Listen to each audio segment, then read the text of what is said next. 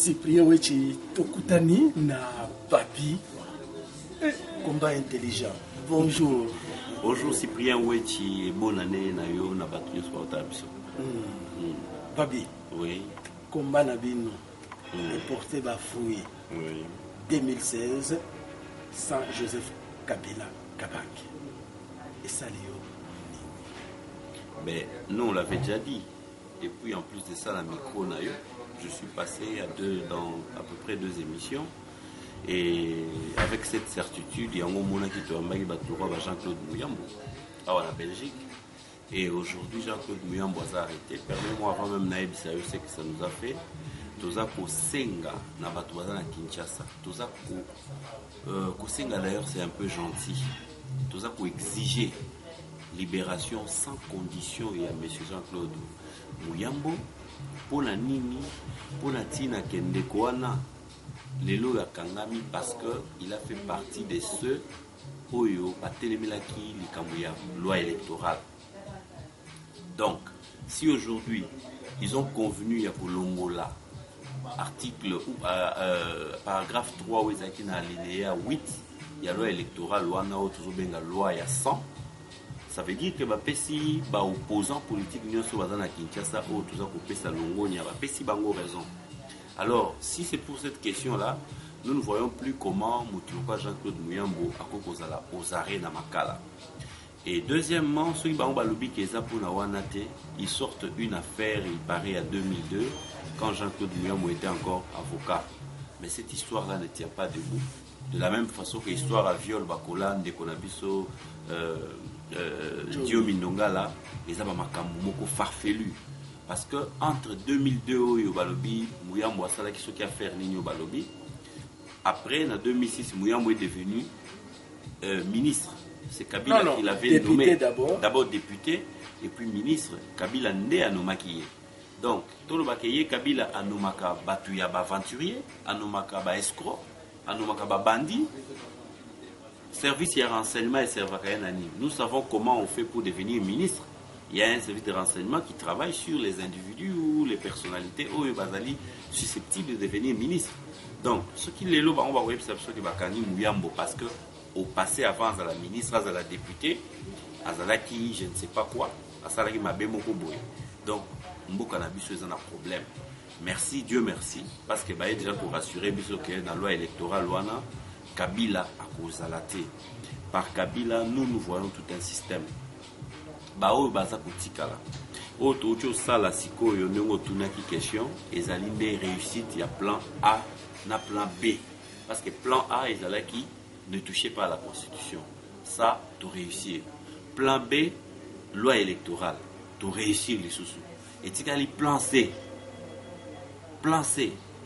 olukanga na obete sur la plan C tout le monde qui awa boyamba qui Jean-Claude Mouyambo bato ebele bafingaki bino bamosusu se permettre d'exclure bino na combat lelo Jean-Claude Mouyambo azalaki na Congo akangi ye na Makala nazwaki mpe papa Mokia a confirmé que ye nde abandaki kofinancer en grande partie bamarche oyo na baaffiche na bapancarte te à lobby na côté à Katanga asalaki boulot moko ya sensibilisation ya makasi mpona nini bandeko na biso oyo ya Belgique bandimaki Jean-Claude Mouyambo te na bino bato oyo boyambaki ye na conférence.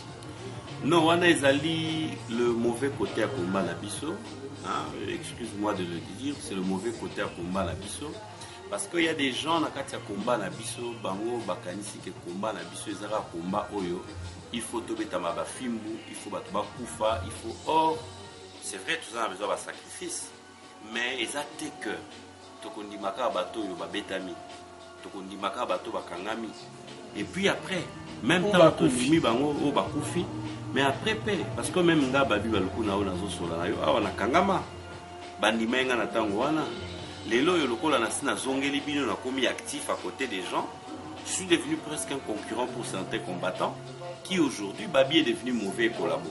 J'ai la certitude que même des connaissances Armand Tungulo jusqu'à présent va continuer à respecter mémoire naïe Ce nzamba meki ko ressusciter à Zongiawa, tu verras des gens vous dire ah Matungulu collabo. Non, babanda ko benga collabo avant liwana parce que ngai moko naza na témoignage ya Abbé Gilbert Yamba.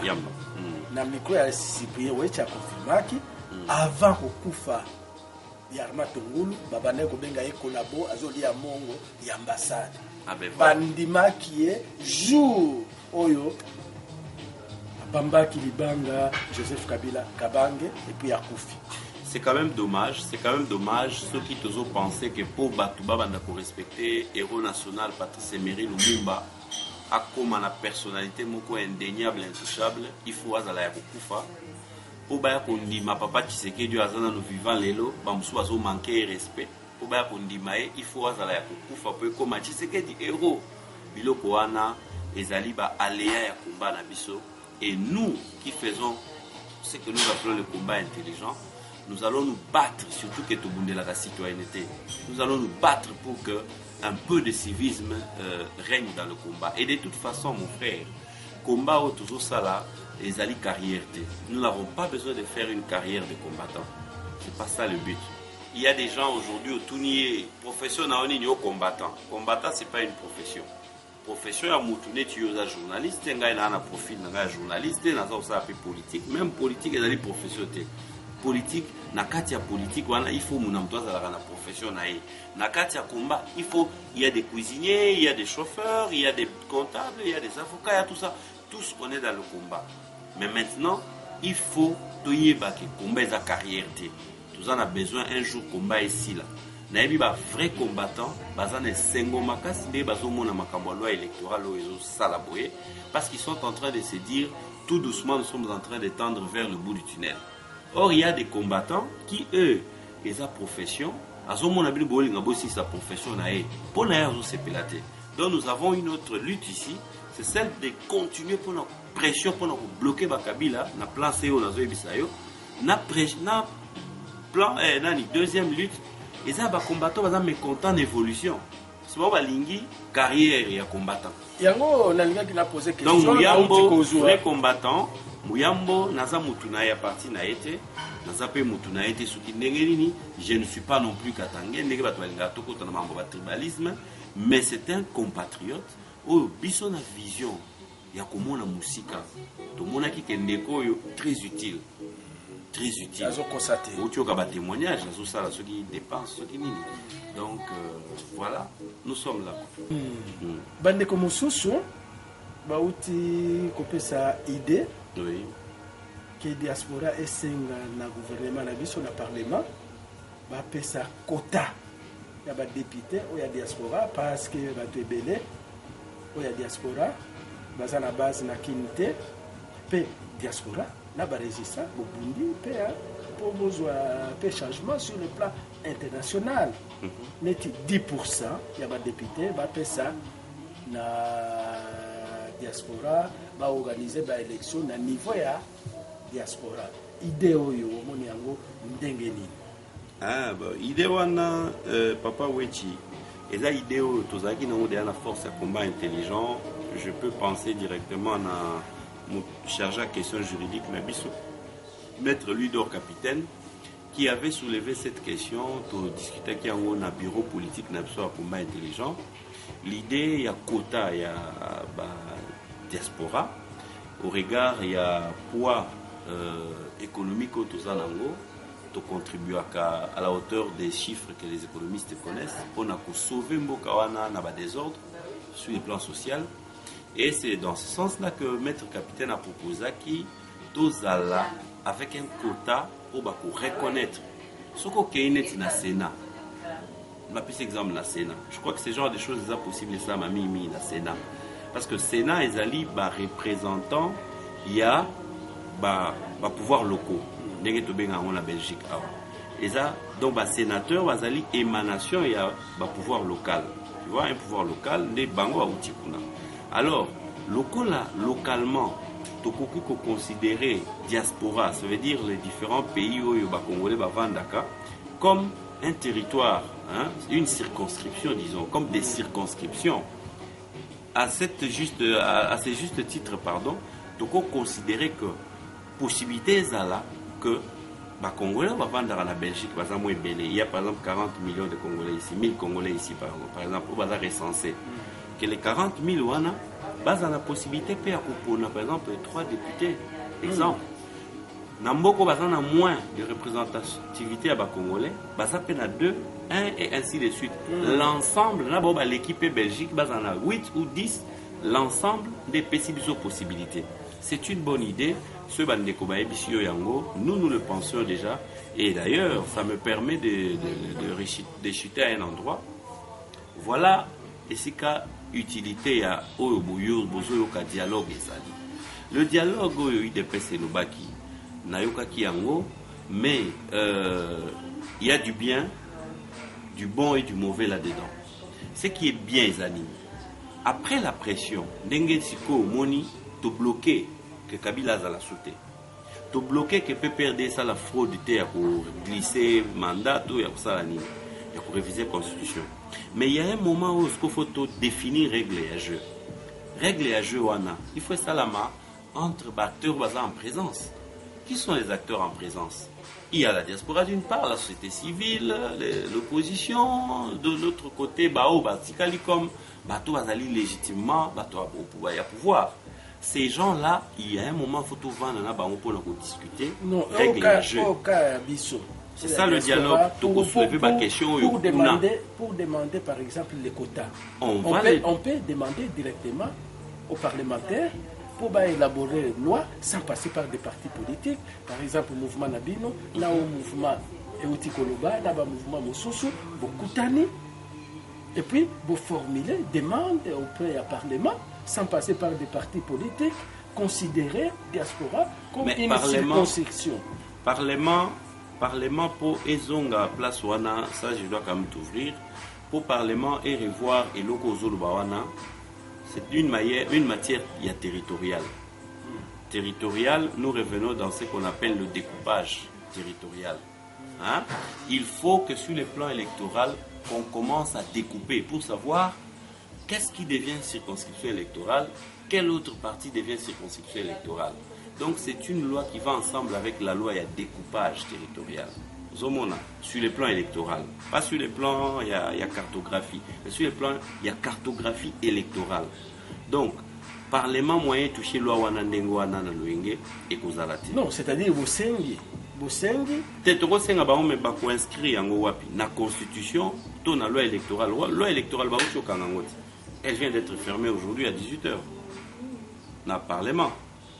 Elle vient d'être bouclée. Le dossier de la loi électorale vient d'être bouclé aujourd'hui, dimanche, nous sommes le 25.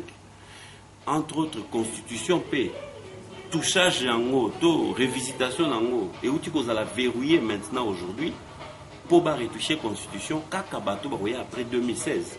Sauf ce Kabila Lingamo na Burkina Faso. Non, on a lobby pour la loi wana yozolo baba simba